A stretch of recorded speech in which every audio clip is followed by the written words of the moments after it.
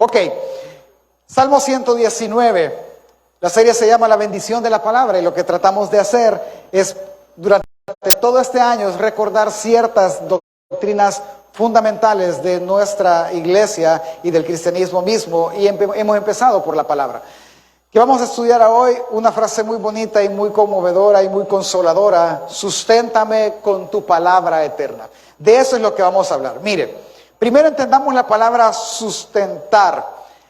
La palabra sustentar quiere decir mantener un cuerpo dentro de un medio sin caída. Es decir, como los niños chiquitos, ¿verdad? Ellos se agarran y mantienen el equilibrio. Ellos están tratando de sostenerse, ¿sí? De mantenerse sin caída. También el diccionario dice que sustentar es hacer que algo se mantenga o permanezca en el mismo estado o condición. Es decir, que algo no cambie más que lo que su naturaleza va a decir que cambie, o es mantenerse sin caída.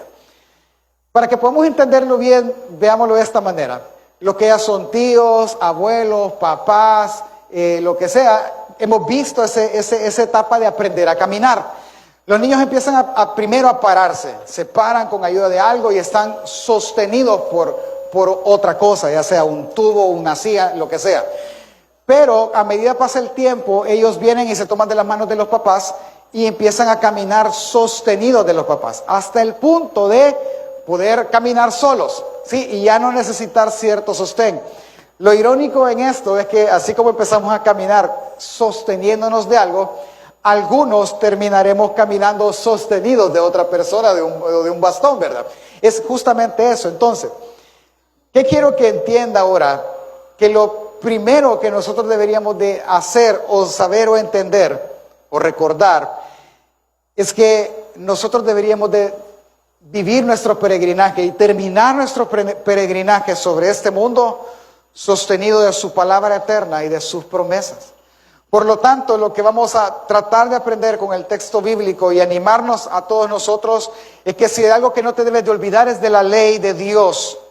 Léela, atesórala, porque Él, por medio de ella, te ha sostenido, te sostiene y te sostendrá siempre.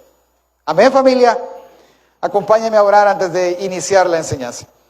Señor, yo te doy gracias por tu bondad, tu compasión al tenernos acá y permitirnos congregarnos, Dios, en esta mañana. Yo te ruego, Señor, que esta mañana tú puedas edificar tu iglesia y convencernos de lo importante que es leer tu Biblia, estudiarla y atesorarla, porque ella es la que nos ha sostenido. Tú nos has sostenido por medio de tus palabras todo el tiempo de nuestro peregrinaje sobre este mundo.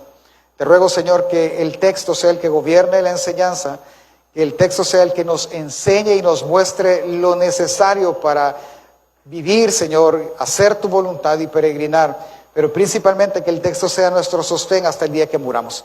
Gracias, Señor, te doy en el nombre de Jesús. Amén.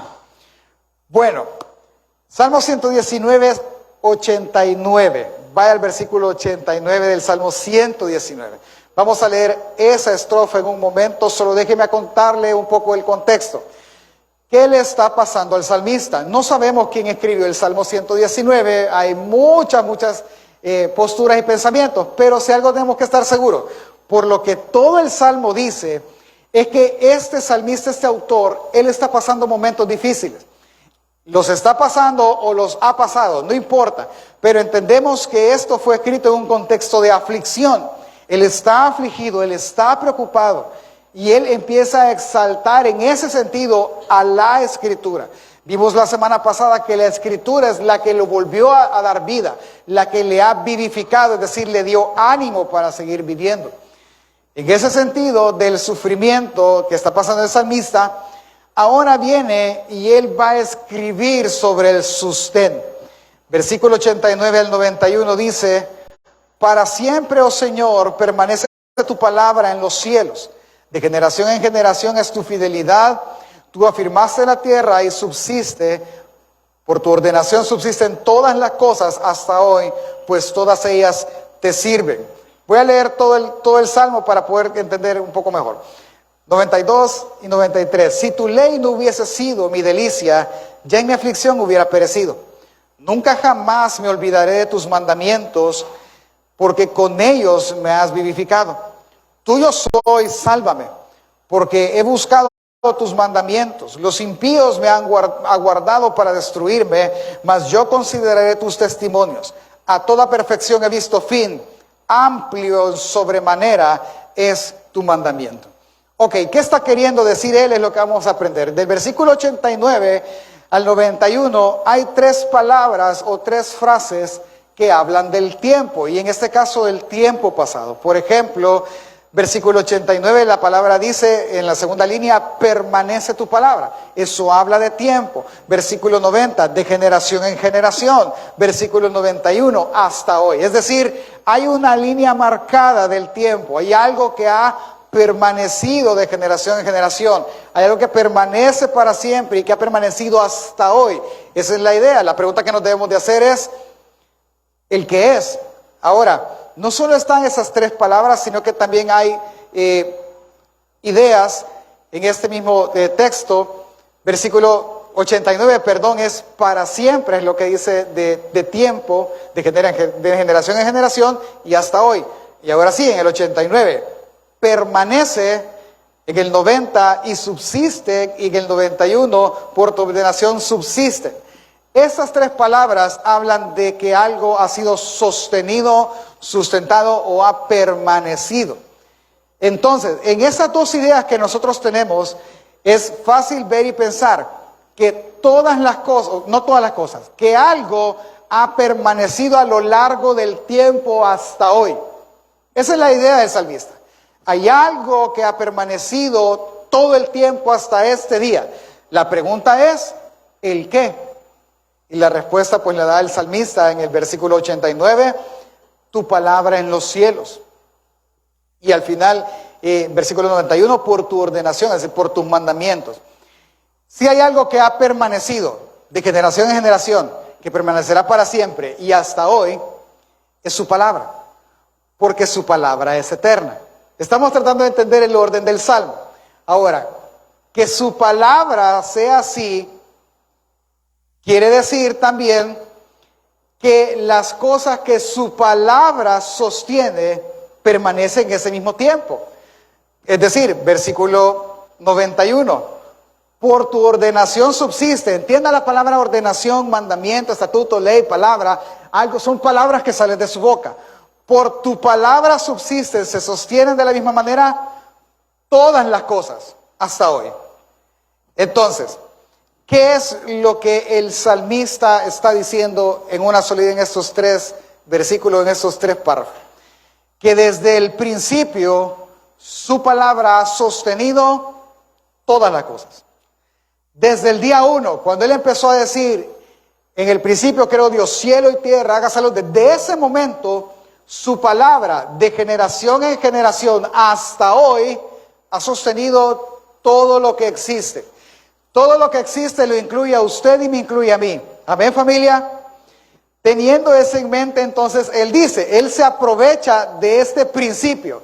¿Cuál es el principio? El principio es que su palabra sostiene todas las cosas. Ese es el principio. No se lo va a olvidar. Teniendo él ese principio en mente, entonces él dice, versículo 92, él está hablando en pasado.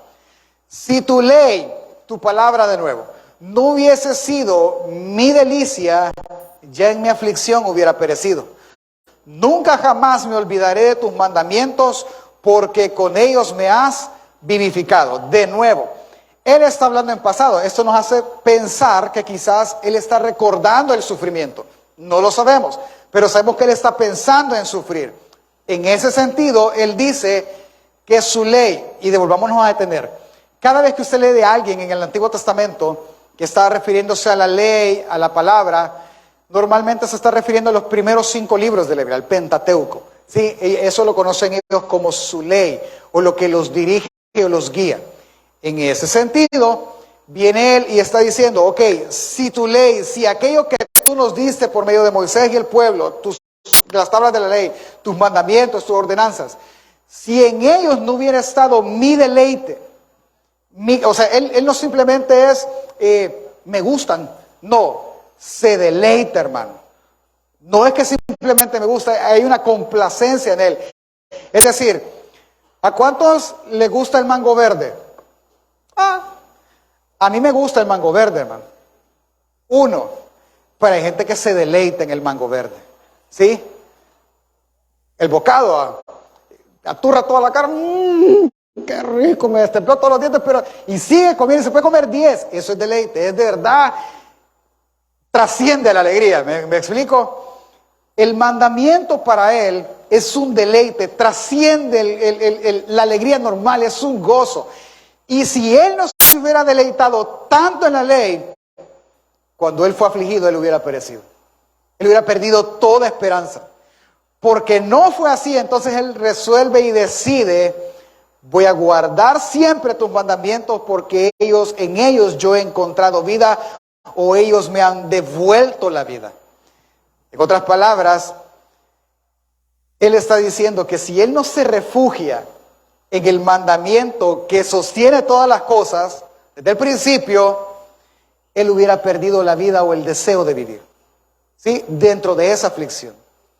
Ahora, entendiendo, recordando, porque él está recordando. Ahora él dice, versículos 94 al 96, tuyo soy, sálvame, porque he buscado tus mandamientos. Los impíos me han aguardado para destruirme, mas yo consideraré tus testimonios. A toda perfección he visto fin, amplio en sobremanera es tu mandamiento. En la situación que le está pasando ahora, él está pensando de esta manera: si en el pasado yo me refugié en tu palabra y el resultado fue que yo regresé, yo tuve el ánimo de volver a vivir y enfrentar las cosas y enfrentar al que me persigue, entonces ahora yo te pido que me vuelvas a salvar nuevamente. Sálvame nuevamente, guárdame en tu palabra, porque yo he visto algo muy bonito en tu palabra. Que todas las cosas buenas, toda la perfección que usted puede conocer, tiene fin. Todo. Pero tu mandamiento no lo tiene. ¿A qué hora dijo eso, pastor? Amplio en sobremanera es tu mandamiento. Todo lo que yo he conocido, todo, dice el salmista, tiene un fin, tiene un límite. Pero tus mandamientos no tienen límite. Entonces el salmista concluye, y su idea principal en este salmo es que él sabe que su palabra, su ley, la ley de Dios, ha sostenido, sostiene hoy y sostendrá siempre a aquel que en ella se refugia. Eso es lo que él está transmitiendo. Él está diciendo: es que no tienes que buscar, el principio existe. Si su palabra ha sostenido todo desde el día 1, su palabra sostendrá a cualquier pecador que quiera refugiarse en ella. Su palabra. Ahora me voy a detener. Hermanos, él no está refiriéndose a un tema de que no va a haber dificultades. No, claro que las va a haber. Porque Jesús mismo dijo: en el mundo tendréis,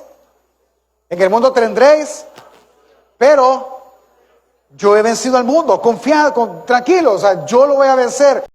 Pero eso no exime a que en el mundo hayan enfermedades fuertes. Eso no exime a que en el mundo hayan dificultades económicas. No exime nada.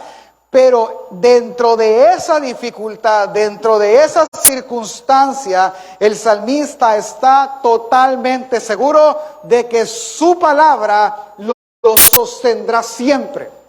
En medio de eso, aunque esté pasando, como lo decía el Salmo 23, ¿verdad? Aunque el pase en valle de sombra y muerte, no temerá mi corazón. Es ese punto. Él sabe que sus promesas son fieles. Él sabe que el pueblo pasó el Mar Rojo, que el pueblo comió maná. Él lo sabe. Él sabe todas estas cosas. Por eso él afirma y está seguro de que aquel que se refugia en sus palabras será sostenido siempre, como fue sostenido antes y como es sostenido hoy. Él vivirá y podrá habitar confiado. Ahora, podemos ver esto como un conocimiento, hermanos, y adquirirlo y decir: esto lo voy a guardar porque llegará el día que lo voy a ocupar, y tenerlo. No, es que, y usted puede aconsejar con eso, usted puede venir y decir: no, es que mira, la palabra, y está bien. Pero el salmista no quiere quedarse como un principio. ¿Cuál es el principio? Que todo aquel que se refugia en la palabra será sostenido por la palabra. No por su ánimo, no por sus fuerzas, no por sus recursos, por la palabra. La palabra infundirá en él aliento y fuerza. Porque de Dios emana la palabra. Y ese es lo segundo que debemos de entender. Yo no me estoy refiriendo a un papel impreso, familia, o a una letra digital ahora. No, yo me estoy refiriendo a las palabras que salen de él.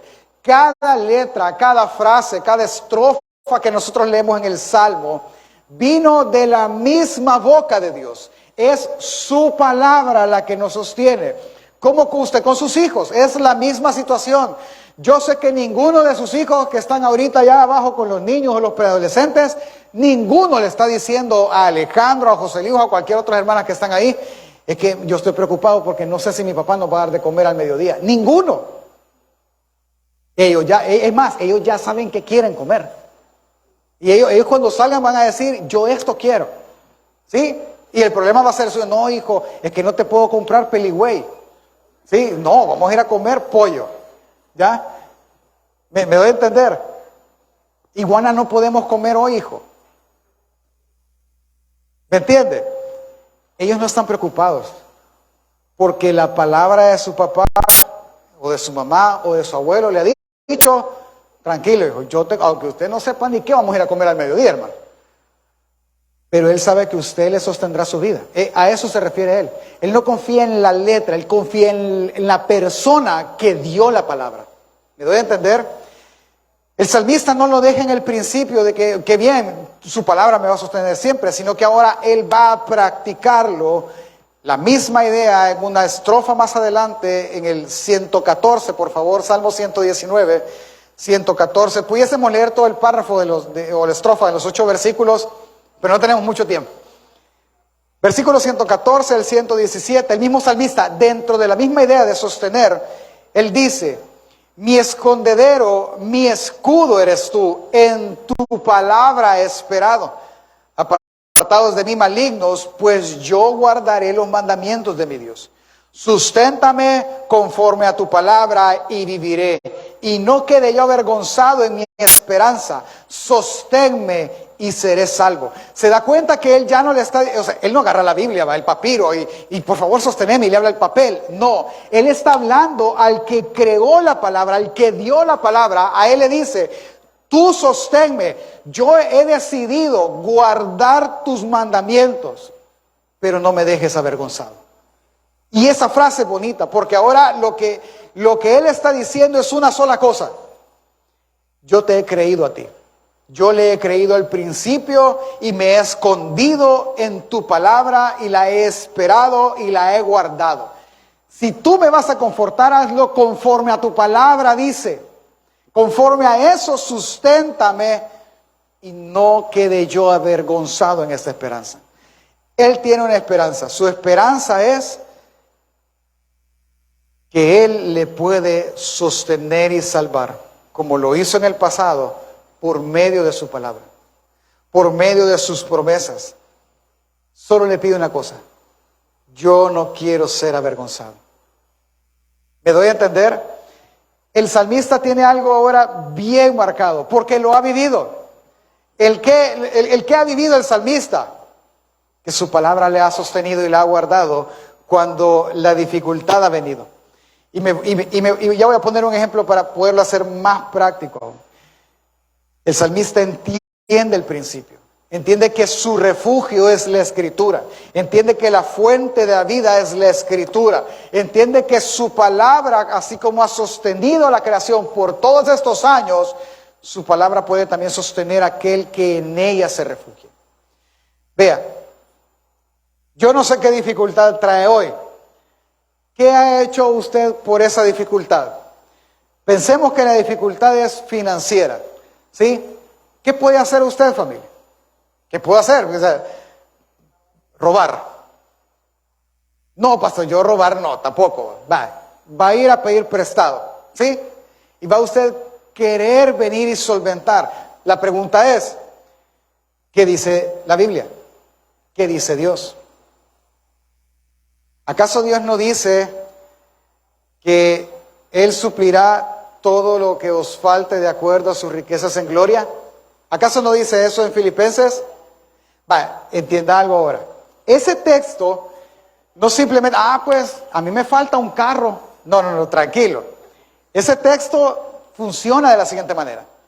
La iglesia de Filipenses vino y le dio a Pablo una ofrenda. Y le dijo, Pablo, nos hemos olvidado de ti y ahora te mandamos esta ofrenda. La ofrenda era en alimentos, era en vestido, en ropa, era en dinero, era en especies, por así decirlo. Se los manda y viene Pablo y Pablo viene y la recibe y él, para dar las gracias, escribe la carta a Filipenses. En esa carta de Filipenses escribe ese texto: mi Dios suplirá lo que os falte.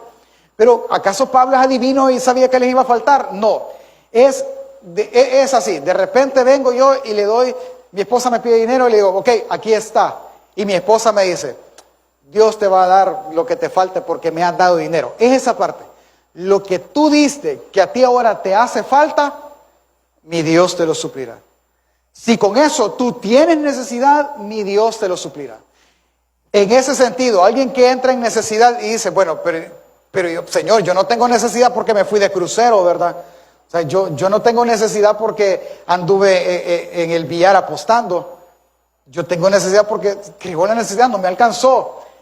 ¿Quién la va a suplir? Dios. Pastor, y no hago nada. Primero la palabra. Es que no es que la palabra usted va, ve, en medio de las páginas venían plátanos. No, es que la palabra lo que va a sostener es su corazón de toda duda.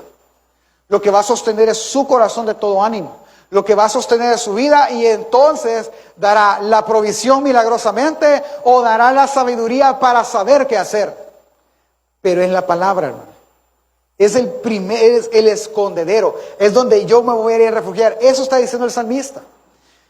Por lo tanto, el punto que él quiere que nosotros nos centremos dentro de muchas cosas, dentro del Salmo, es que en medio de la dificultad, acuérdate que tu esperanza no está en lo creado, porque lo creado es sostenido por algo, es sostenido por Dios por medio de su palabra. Y si Dios por medio de su palabra sostiene todo lo creado, Dios por medio de su palabra puede sostener la vida de cualquier pecador. Y es eso lo que el salmista quiere que entendamos. Ahora, en ese sentido, yo quiero que entienda usted algo. Su palabra es eterna. Lo vamos a ver en un momento, pero me voy a adelantar. Todo pasará, pero su palabra no lo hará. Su palabra es eterna. ¿Por qué su palabra es eterna? Porque Él es eterno. Su palabra puede sostenerlo todo. ¿Por qué? Porque Él es quien lo sostiene todo. Él es el que habla la palabra. ¿Me doy a entender, familia? Ahora, pastor, bonito, pero llevémoslo más todavía. Ok, acompáñeme al Evangelio de Juan. Miren, el Evangelio de Juan es bonito, porque él tiene solo un tema en su mente. El tema es que usted y yo podamos ver que Jesús realmente es Dios, es el Mesías. En ese sentido, Juan en el capítulo 7, versículo 37 al 38, narra un episodio de la vida de Jesús, donde viene Jesús y él está en medio de una gran fiesta. En medio de esa fiesta, en el último día, él se puso en pie y alzó la voz y dijo algo. Versículo 37, en el último día de la gran fiesta, Jesús se puso en pie y alzó la voz diciendo, si alguno tiene sed, venga a mí y beba. Véame y entendamos. Este tema de tener sed es de querer saciar una necesidad. Sí, es la misma frase que le dice la mujer samaritana. Si tú me pidieras a mí de esta agua, tú ya no volverías a tener sed. Es decir, tú andas buscando en el mundo cómo saciar tu sed. En el caso de ella era tener buenos esposos y tenía 5 ya. Pero en el caso de todos ellos eran muchas cosas quizás. Si tú tienes sed de todo lo que tienes y de todo lo que quieres, si tú tienes sed, entonces viene él dice, el que cree en mí, como dice la Escritura, de su interior correrán ríos de agua viva. Ok, entendamos en qué contexto lo dice. Él lo dice en la última fiesta. ¿Qué fiesta es? Es la primera pregunta. La fiesta en la que Jesús está es la fiesta de los tabernáculos.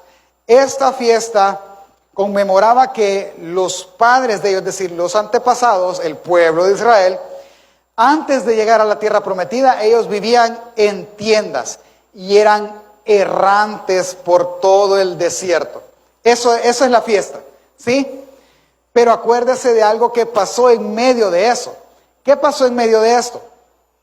Él dice en Deuteronomio que mientras ellos estuvieron en el desierto, sus vestidos no se hicieron viejos, ni su calzado se destruyó ni se desgastó. Entonces, en ese sentido, la fiesta está dando un mensaje de muchos simbolismos que la fiesta en sí misma tiene. Pero uno de los mensajes es que aún en medio del desierto, sin no tener nada y ser errantes en el mundo, Dios los sostuvo todo el tiempo. Entonces, entendiendo la enseñanza, y después de esta fiesta viene la fiesta del día de reposo. Pero entendiendo el sentido de esto, entonces, ¿qué Jesús está diciendo?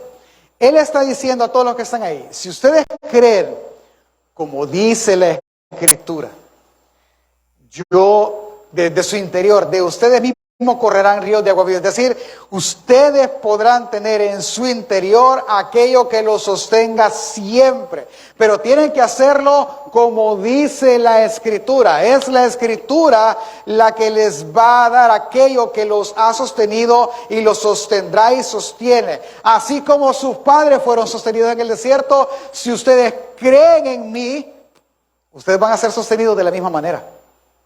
Ese es el punto. Entonces, ¿qué es lo más consolador de esto? Hermano, si tú crees como dice la Escritura, tú vas a ser sostenido siempre, como lo has sido todo este tiempo y tú lo serás hasta que Cristo venga.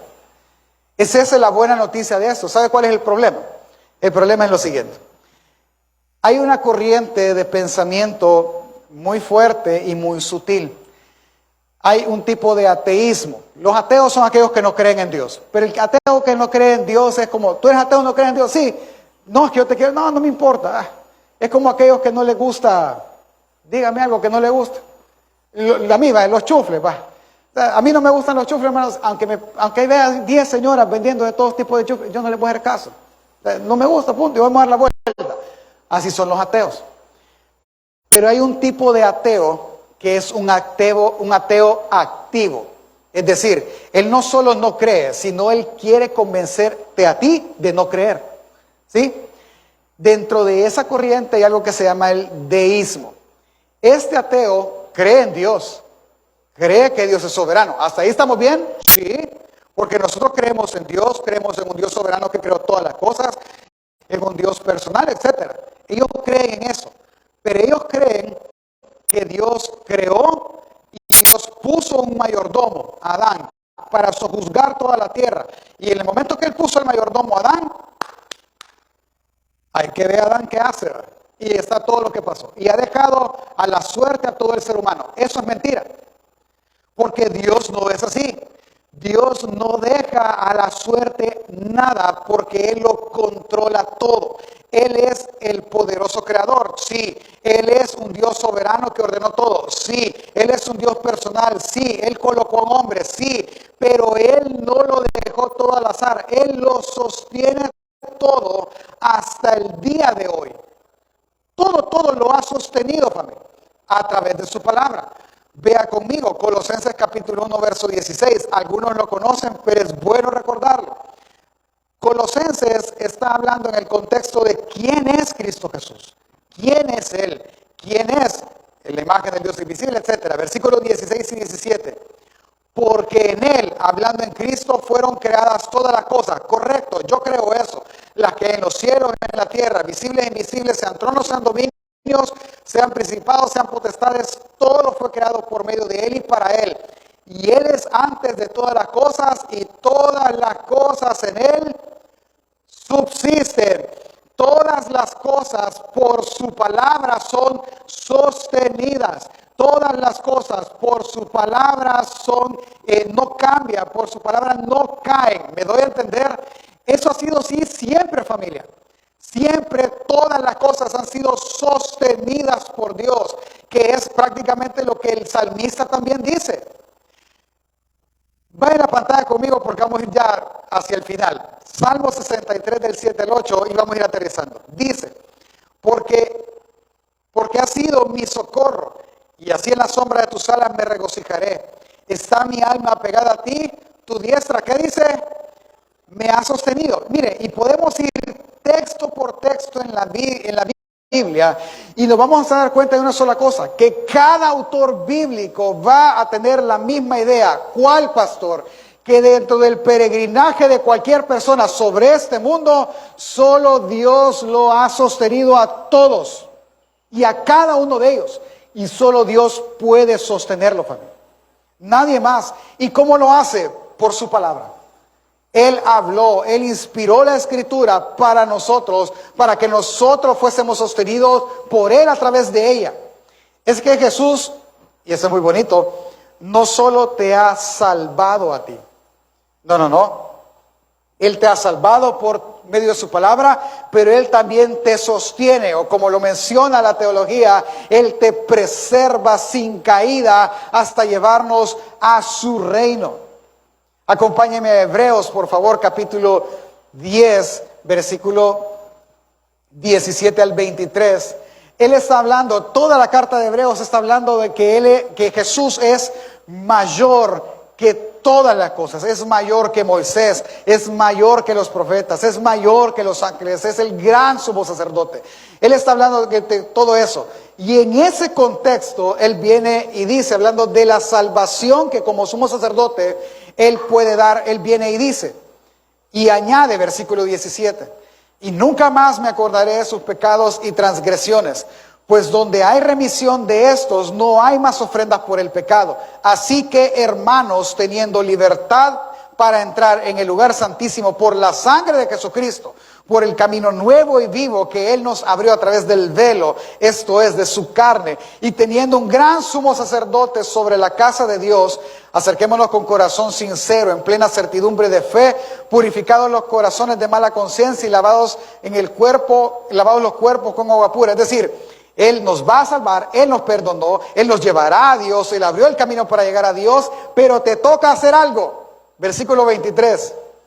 Mantengámonos firmes sin fluctuar la profesión de nuestra esperanza, porque fiel es el que lo prometió. ¿Qué es lo que está diciendo el autor de Hebreos? El autor de Hebreos tiene una sola idea muy bonita.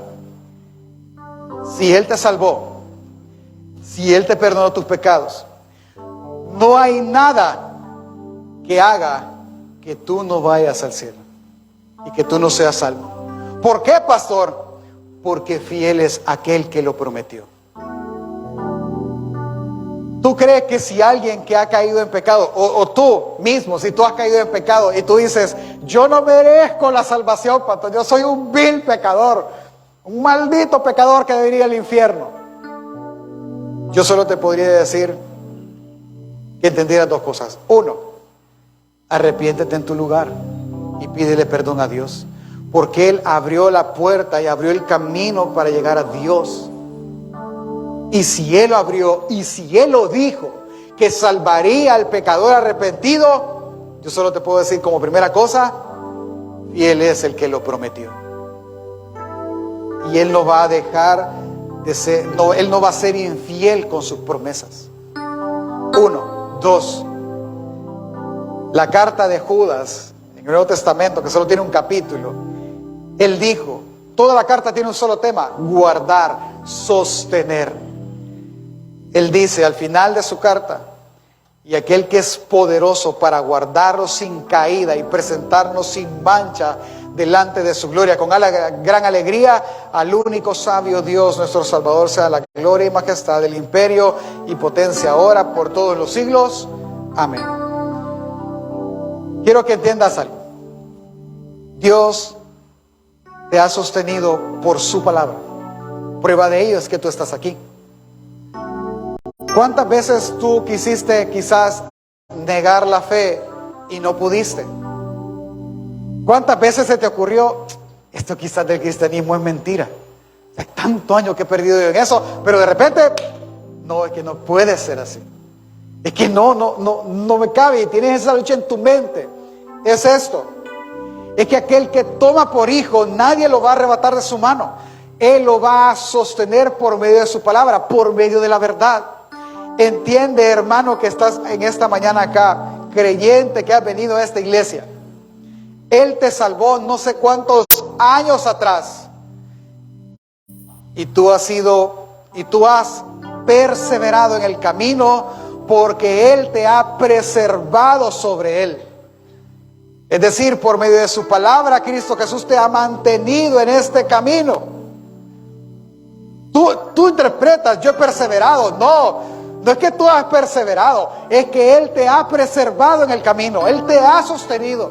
Es más, piense, yo veo aquí a muchos y me incluyo.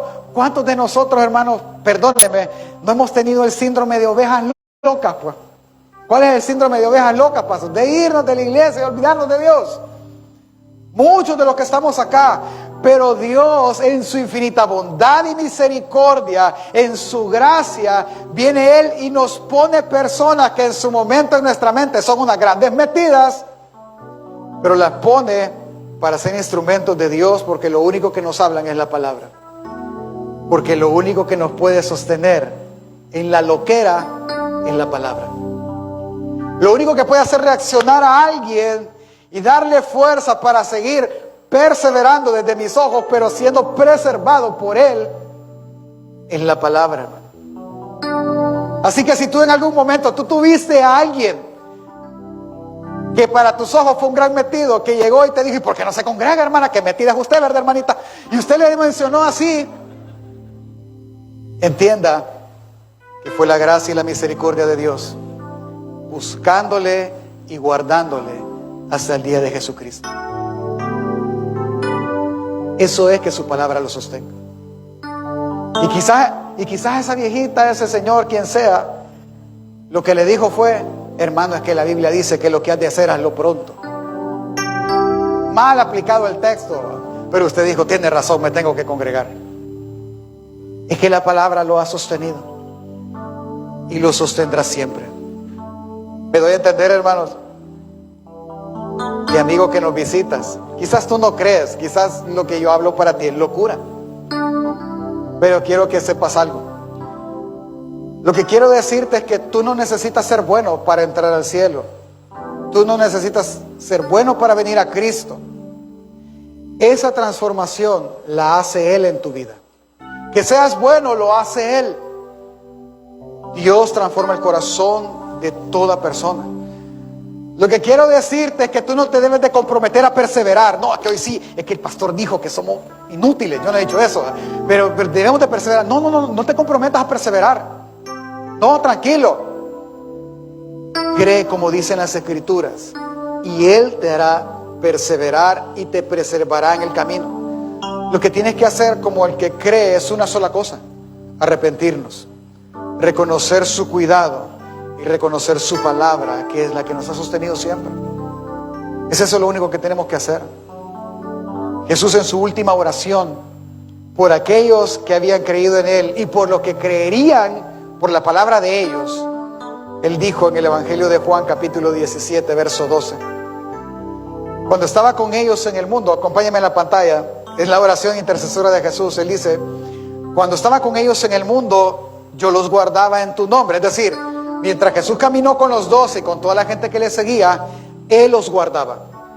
Llegaban demonios, llegaban malas enseñanzas de los fariseos, y ¿quién los guardaba? Él. Porque Él contestaba la palabra, porque Él solo habló lo que el Padre le dio mandato de hablar. Así que Él los guardaba. A los que me diste, dice, yo guardé, y ninguno se perdió, ni uno, sino el hijo de perdición, para que la Escritura se cumpliera. Es decir, se perdió aquel que se tenía que perder, que había sido destinado a eso. Ok, solo eso es impresionante, porque cuando Jesús sostiene por medio de su palabra, ninguno se cae, ninguno, nadie, a menos que usted sea la encarnación de Judas. pero nadie, ninguno caería. Y entonces él dice, pero ahora voy a ti. Ay, ahí hay una preocupación. Pero ahora voy. ¿Cuál es la pregunta que no se dice, pero se debe de hacer? ¿Quién los guardará? Pero ahora voy a ti, le dice, y hablo esto en el mundo para que tengan mi gozo cumplido en sí mismo. Yo les he dado tu palabra, y el mundo los aborreció porque no son del mundo, como tampoco yo soy del mundo.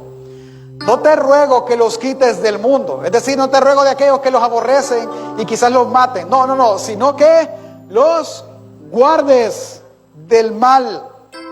No son del mundo, como tampoco yo soy del mundo. Santifícalos en tu verdad. Tu palabra es verdad. La palabra santificado se puede entender de muchas maneras, y una de ellas es guardar. Guárdalos en lo único que es verdad, tu palabra. Sosténlos en lo único que es verdad, tu palabra. Por lo tanto, tú puedes ver que nuestro corazón siempre ha sido guardado por su palabra. Nuestra esperanza está guardada en su palabra. Nuestro fruto es guardado en su palabra. Nuestro futuro, perdón. Toda nuestra vida es guardada en su palabra, porque Él así se lo pidió al Padre. Alguien podría decir, pastor, pero ¿por qué crees eso? ¿Por qué tú estás tan seguro de eso? Porque su palabra me dice a mí, uno, que ella es verdad, ya lo leímos. Dos, en Números 23, 19, que Él no es hombre para que mienta, ni hijo de hombre para que se arrepienta. ¿Acaso Él dijo y no hará, habló y no ejecutará? Pero Pablo en el Nuevo Testamento también dice en Romanos 3:3, pues que si alguno de ellos han sido incrédulos y su incredulidad habrá hecho nula la fidelidad de Dios, de ninguna manera. Antes Dios sea veraz y todo hombre mentiroso, como está escrito, para que sean justificados en tu palabra y venzan cuando fueren juzgados. Por lo tanto, hermano, no te olvides de su ley. Léela, ámala, porque Él te sostendrá por medio de ella, como lo ha hecho en el pasado, como lo ha hecho hoy y como lo hará mañana. Él te sostendrá. En este contexto, yo quiero que tú te lleves unas cosas muy prácticas de hacer y entiendas algo de la Biblia, como hemos hecho en todas estas enseñanzas atrás. Número uno, ¿qué característica tiene la Biblia en lo que hemos dicho? Uno, ella es verdad, familia. Todo lo que en ella está escrita es verdad. No hay mentira en ella, por cuanto Dios es verdad y Él inspiró y Él habló. Una de las cosas que más ha sido atacada en estos tiempos es la verdad. Hoy no hay verdades absolutas, es bien ridículo. Una verdad absoluta, por ejemplo, es decir, esto es azul. Se levantará un loco y va a decir, eso no es azul, perdóname. Eso es un blanco claro tirándole amarillo, y empezarán las combinaciones de colores. Lo único que está diciendo es que no es verdad lo que yo estoy diciendo. Ellos dicen que la Biblia no es verdad porque no hay verdad absoluta. Pero solo esa frase, no hay verdad absoluta. Pero tú me estás diciendo que esa frase y esa frase es absoluta. Entonces, ¿es verdad o no es verdad? Lo que es verdad para ti no es para mí. Y empieza ese duelo. Pero algo tú tienes que estar seguro: la Biblia es verdad y no hay mentira en ella, porque es palabra de Dios. Dos, ella es eterna. Todo pasará, pero sus palabras no pasarán. Aún en la eternidad será predicado el evangelio eterno, dice Apocalipsis. Es que sus buenas nuevas nunca dejarán de ser. Todas las cosas pasan, pero su palabra permanecerá para siempre. Sus promesas son eternas. Su palabra es eterna porque Él es eterno. Sus palabras nunca dejarán de ser. Y la última característica de la Biblia es que al ser ella verdad y sus promesas son eternas, todas las cosas entonces son sostenidas por ella. La Biblia, su palabra, sostiene todas las cosas. Así como la creación fue llamada a la existencia por su palabra la ha sostenido hasta este día, desde el día 1 en que fue creada. Así como polvo fuimos, del polvo fuimos tomados y al polvo volveremos, del polvo seremos levantados por su palabra que nos da vida eterna. Por lo tanto, mire, al tener todo este cúmulo de cosas en la mente, pastor, ¿qué puedo hacer realmente para practicar esta verdad? Ok, lleguemos al punto. Uno, mire, sabemos que cuando hay momentos difíciles, lo que menos se nos ocurre hacer a nosotros, o lo que menos ganas humanamente tenemos, es de ir a leer la Biblia. O sea, no, de verdad que es lo que menos hacemos. Pero la Biblia dice que ella, por medio de su Espíritu, va a recordarnos todo lo que Él enseñó. ¿Amén? ¿Sí? ¿Se acuerda de esa parte en la Escritura? Ok, entonces, detengámonos un momento y pensemos. ¿Tiene usted problemas? Es que, pastor, yo estoy afligido. Pero si tú no has leído tu Biblia por años o meses, ¿qué te vas a recordar? El único versículo que te va a venir a la mente es que en el principio creó Dios los cielos y la tierra. Pero no te va a ayudar. Ese texto no te va a ayudar quizás en ese momento. Tú necesitas otra cosa.